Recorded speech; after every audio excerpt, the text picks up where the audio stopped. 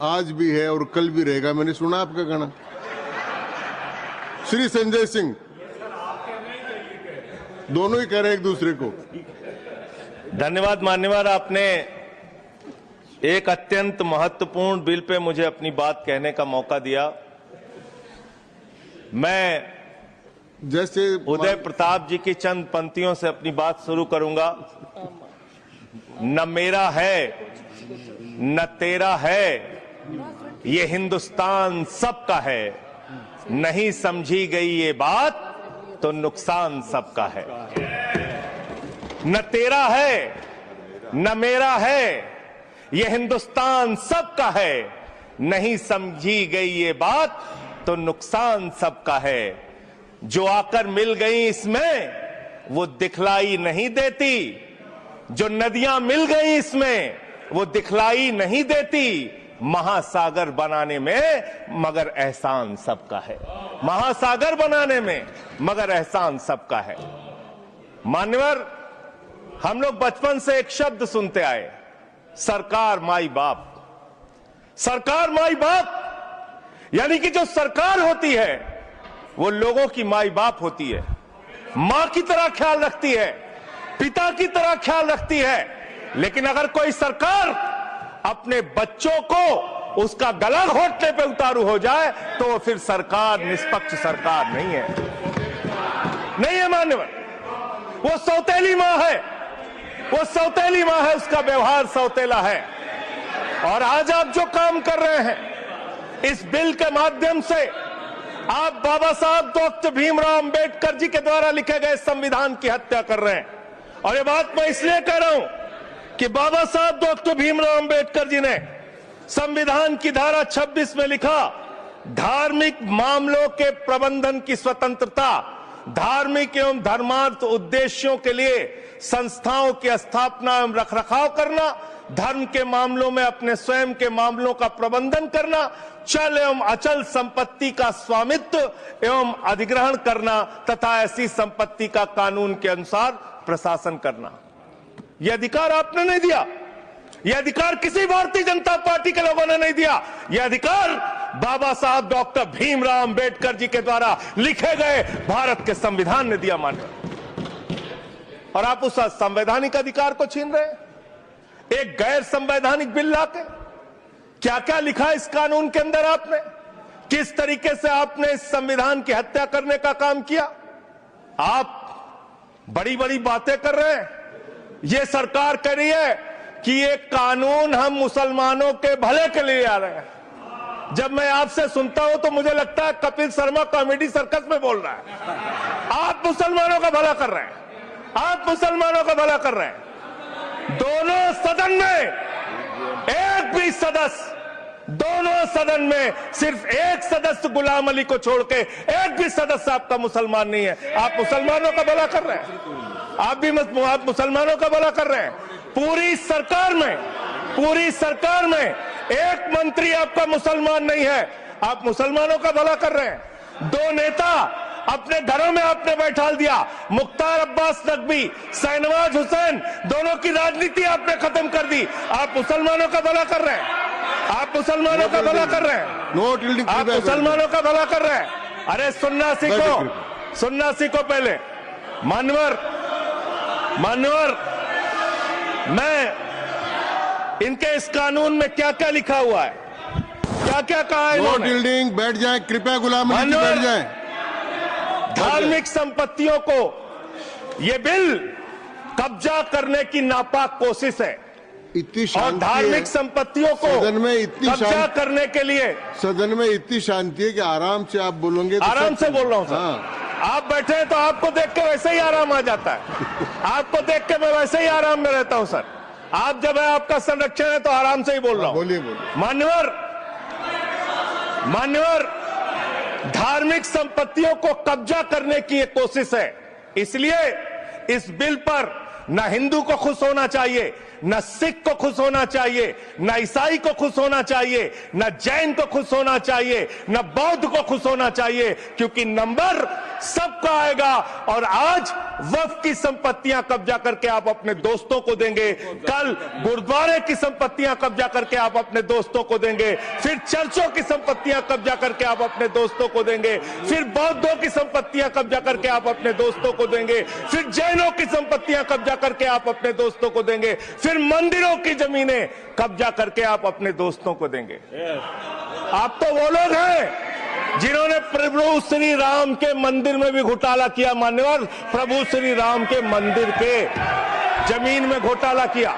मैं कागज दूंगा सर, मैं कागज दूंगा। कर दिया मैंने। ये लोग राम मंदिर में घोटाला करने वाले लोग हैं, राम मंदिर की जमीन का चंदा खाने वाले लोग हैं सर। ये लोग 2 करोड़ की जमीन 5 मिनट में 18 करोड़ में बेची सर इन लोगों ने। 16.5 करोड़ का घोटाला किया, 18.5 करोड़ में जमीन बेची।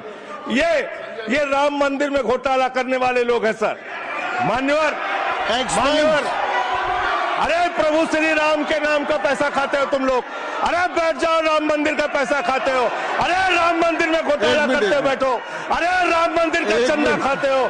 अरे चंदा चोरो बैठो, चंदा चोरो बैठो, चंदा चोरो बैठो, बैठो चंदा चोरो, चंदा चोरो बैठ जाओ।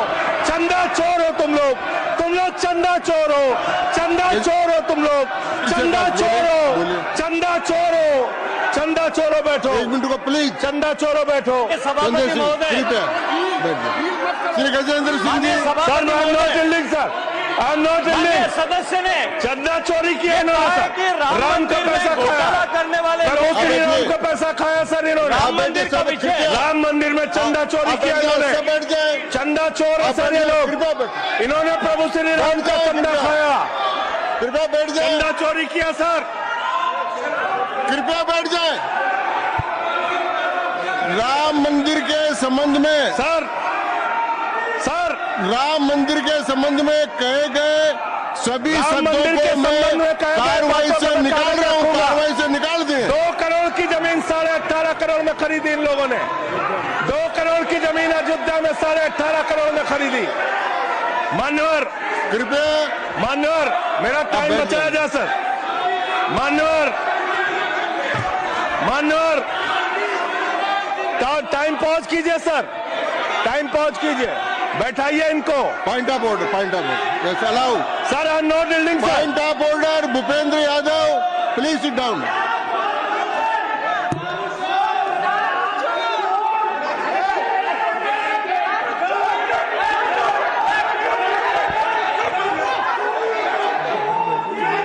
भाई पॉइंट ऑफ ऑर्डर मैंने दिया, आप जाइए स्थान पर, कृपया अपने स्थान पर जाएं। मैंने व्यवस्था का प्रश्न उठाने का मौका दिया भूपेंद्र जी यादव को। आप सब लोग अपने स्थान पर जाएं, कृपया अपने स्थान पर चले जाएं, कृपया अपने स्थान पर जाएं, सबको चोर बना, कृपया बैठे। चोरी में जेल दे रहे हैं। मैंने भूपेंद्र जी, कृपया बैठ जाए, कृपया। श्री भूपेंद्र यादव सर, मैं सर पहले Bhupendra ji, yes sir, Bhupendra Yadav sir, Madan ji Rathore, कृपया बैठ जाएं। सर ये कृपया, मैंने भूपेंद्र जी यादव को व्यवस्था का प्रश्न उठाने की अनुमति दी है, लेकिन मैं पहले बता दूं कि राम मंदिर के बारे में जो कुछ इनको कहा मैंने उसको एक्सपेंस कर दिया है, वो कार्रवाई का हिस्सा नहीं है। आप बोलिए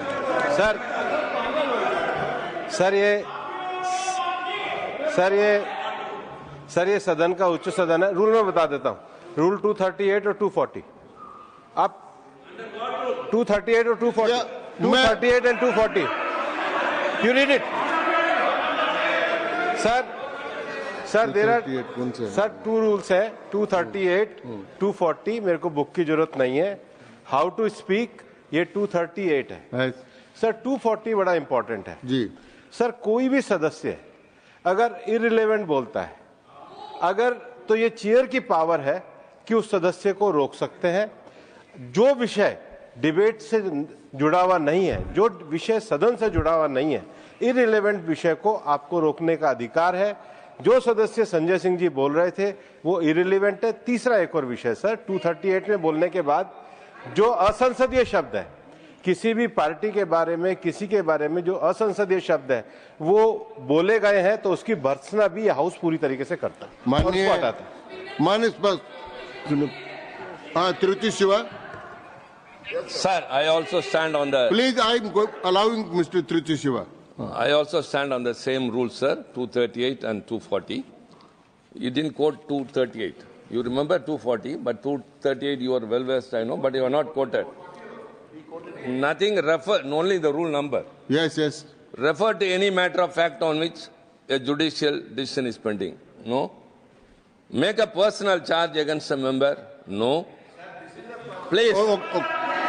What is? Please. Kindly listen. Hello, please. I'm on a point of order. I'm on a point of order. I'm on a point of order. Point of order आपने अलाउ किया है। What is that? Point of order आपने allow किया है। Rule कृपया 240. बैठ जाए। Sir, सुन ले एक बार। sir. नहीं, निर्णय मुझे करना, आप तो सुन तो लें। आप बैठे। Mr. Vice Chairman, only 240.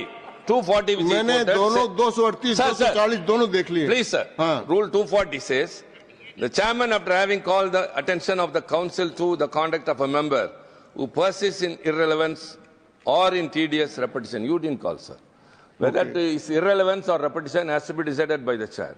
So, the chairman, आप सुनो ना भाई, please. hello, please. I'm speaking to the chair.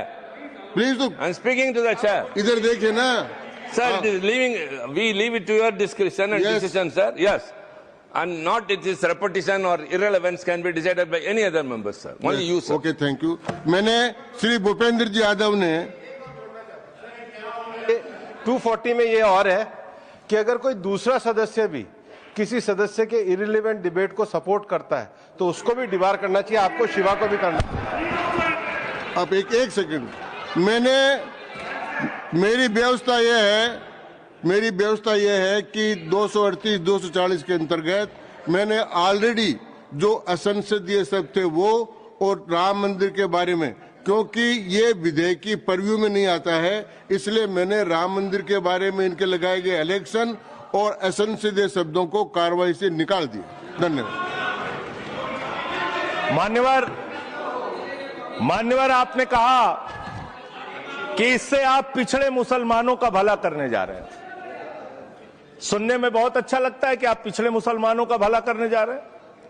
आपने इसमें कहा कि आप महिलाओं का भला करने जा रहे हैं। सुनने में बहुत अच्छा लगता है कि आप महिलाओं का भला करने जा रहे हैं, लेकिन ये सरकार और यहां पे इस समय मंत्री जी नहीं है, मैं उनसे पूछना चाहता हूं, आप देश को और सदन को गलत जानकारी क्यों दे रहे हैं?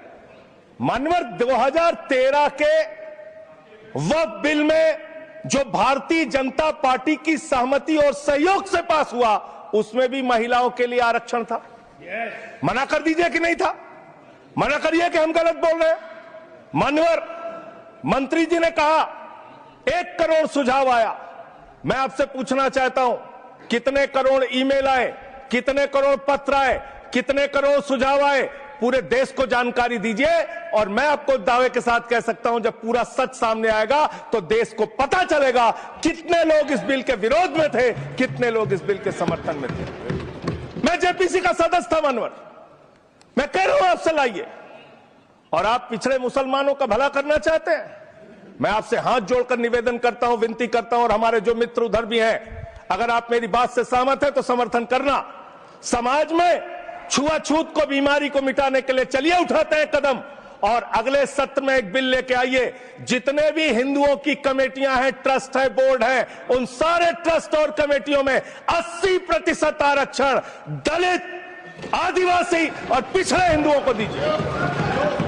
मैं समर्थन करूंगा आपका, माला पहनाऊंगा आपको। आप पिछड़ों का भला करने की बात करते हैं, आप दलितों का भला करने की बात करते हैं। आपकी मातृ संस्था आरएसएस 100 साल तक आपने एक भी दलित, पिछड़ा और आदिवासी, एक भी महिला को आज तक आरएसएस का प्रमुख नहीं बनाया। आप दलितों और पिछड़ों और आदिवासियों की आरएसएस के बारे में भला करने की बात को करते एक्सप्लेन हैं। कर दीजिए। माननीय इस बिल में क्या लिखा है? आप जो भी बातें इस विधेयक के अलावा बोलेंगे उन सबको मैं एक्सप्लेन सर ये करूंगा। क्या उसमें सच नहीं है? क्या ये सच नहीं है? सर मेरा टाइम रोका जाए। और सर बिल के बारे में बात करते हैं माननीय मंत्री जी ने कहा आज आप इस बिल को पास कर रहे हैं, आज आपका सीना चौड़ा हो रहा है, आपको लग रहा है एक धर्म के अधिकार को आप छीन रहे हैं। नहीं, कल को आप सभी धर्मों की धार्मिक संपत्तियां छीन के आप अपने दोस्तों का देने का काम करेंगे। मैं फिर इसको दोहरा रहा हूं और फिर इसको कह रहा हूं कि आप ये करेंगे, धार्मिक संपत्तियों के कब्जा करने का काम करेंगे। और किसी गलतफहमी में मत रहिए, आपको लोकसभा के चुनाव में मात्र 36% वोट मिला है। इस देश की 64% आबादी आज भी आपके खिलाफ है, आज भी आपके खिलाफ खड़ी है। किसी गलतफहमी में मत रहिए। बड़ी बड़ी सत्ता उखड़ गई और चली गई। मान्यवर, आपने इसमें लिखा बिल के अंदर कि वक्फ कमेटी के अंदर गैर मुसलमान इसका सदस्य बन सकता है। आप क्या गुरुद्वारा कमेटी के अंदर गैर सिख को मेंबर बना सकते हैं? क्या ईसाई कमेटी के अंदर गैर ईसाई को सदस्य बना सकते हैं? क्या बौद्धों की कमेटी के अंदर गैर बौद्ध को, क्या जैनों की कमेटी के अंदर गैर जैन को आप मेंबर बना सकते हैं? और इतना ही नहीं, क्या आप हिंदुओं के ट्रस्ट में, मंदिर के ट्रस्ट में आप क्या गैर हिंदू को मेंबर बना सकते हैं? नहीं बना सकते, नहीं बना सकते। आप एक झूठ फैला रहे हैं देश भर में झूठ फैला रहे हैं। आप कह रहे हैं ये मैं पढ़ रहा हूं राम मंदिर का, सर राम मंदिर ट्रस्ट। झूठ शब्द असंसदीय है, जो असंसदीय शब्द है उनको निकाल दीजिए। सत्य से परे, सत्य से परे। सर ये प्रभु श्री राम के मंदिर का ट्रस्ट, मैं इसका समर्थन करता हूं। नहीं, आप सर मैं इसका समर्थन कर रहा हूं। ये सब्जेक्ट नहीं है सर, समर्थन कर रहा हूं, सुन तो लीजिए। आप कहे से नहीं सुनूंगा। डिस्ट्रिक्ट मजिस्ट्रेट प्रोसीडिंग में नहीं आएगा सर, मेरी बात तो बिल्कुल नहीं आएगा। सर मेरी बात सुन लीजिए।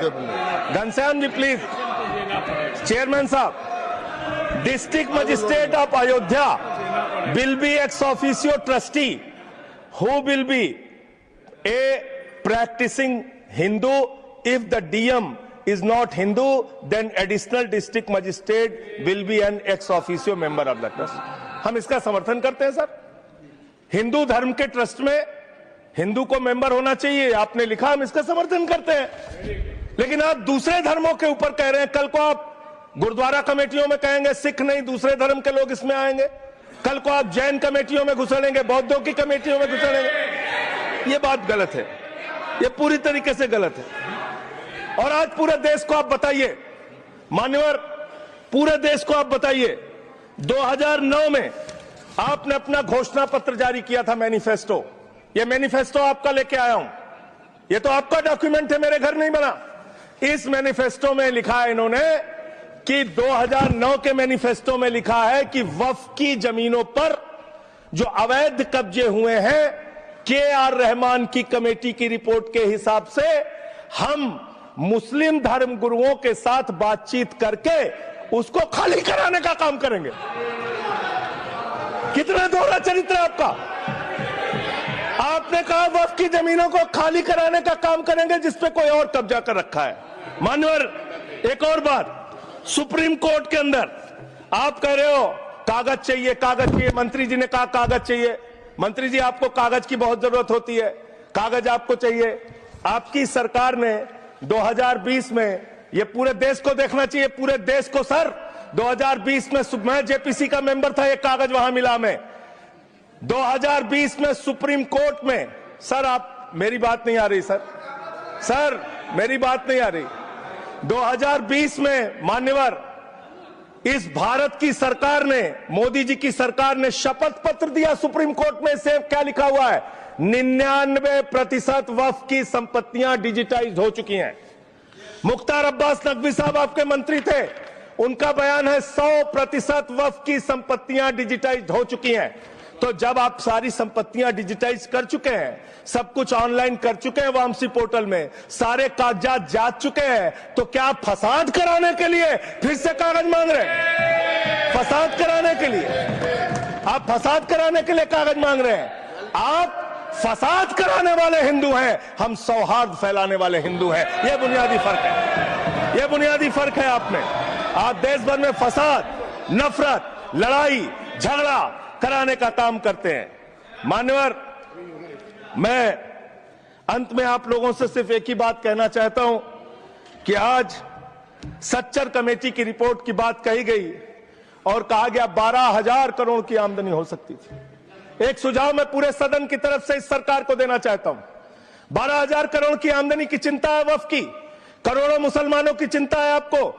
एक अपने दोस्त को पकड़ के लाइए, नीरव मोदी को 20,000 करोड़ वसूलिए, 12,000 करोड़ वक्फ को दीजिए, 8,000 करोड़ अपने पास रखिए। 8,000 करोड़ का आपको मुनाफा होगा, 12,000 करोड़ वक्फ को दे दीजिए, करोड़ों मुसलमानों का भला हो जाएगा।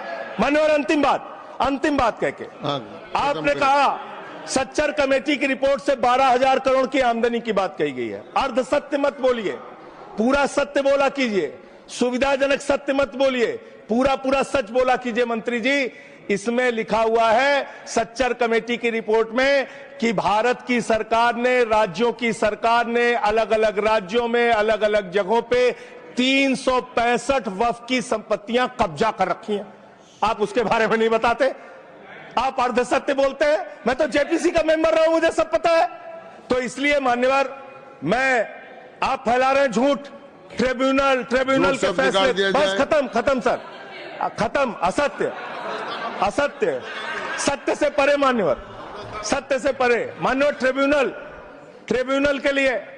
ट्रिब्यूनल के लिए आप कह रहे हैं उसको अपील नहीं की जा सकती। हाई कोर्ट का फैसला ट्रिब्यूनल के फैसले के खिलाफ आया है, सुप्रीम कोर्ट का फैसला ट्रिब्यूनल के फैसले के खिलाफ आया है। आपने कहा 5 साल का प्रैक्टिसिंग मुस्लिम होना चाहिए। कैसे प्रैक्टिसिंग मुस्लिम तय करेंगे सर? आप क्या मुसलमानों के घर में सीसीटीवी का कैमरा लगाएंगे? कौन नमाज पढ़ रहा है, कौन नमाज नहीं पढ़ रहा है, कौन मुसलमान है, कौन मुसलमान नहीं है? आपने मान्यवर ऐसे प्रावधान इसमें रखे हैं जो बड़े अजीब हैं, जो अपने आप में ये बताते हैं कि आपकी मंशा सिर्फ देश में झगड़ा कराने की है, नफरत फैलाने की है, फसाद कराने की है। आपकी मंशा कहीं भी मुसलमानों का या किसी वर्ग का भला करने की नहीं है। बस एक अंतिम बात कह के अपनी बात समाप्त करूंगा। ये काम आपने देश के अंदर बहुत अच्छा शुरू कर दिया। आप एक काम करते हैं, देखो मुसलमानों को ठीक कर रहा हूं, दूसरी तरफ महंगाई बढ़ रही है, नुकसान हिंदुओं का। 94 लाख करोड़ रुपए शेयर बाजार में डूब रहा है, नुकसान हिंदुओं का। 11 लाख बच्चे स्कूलों से बाहर निकल गए, नुकसान हिंदुओं का। तो मुसलमानों को ठीक करने के नाम पर आप नुकसान देश के करोड़ों हिंदुओं का भी कर रहे हैं। इसलिए ये सब बातें करके देश में आप नफरत फैला के ये सब झगड़े फसाद के काम मत कीजिए। और अंत में आपसे एक ही बात कहना चाहता हूं, अभी भी वो मौका है इस बिल को जो गैर संवैधानिक है, जो बाबा साहब के संविधान के खिलाफ है, इसको वापस लीजिए। धन्यवाद।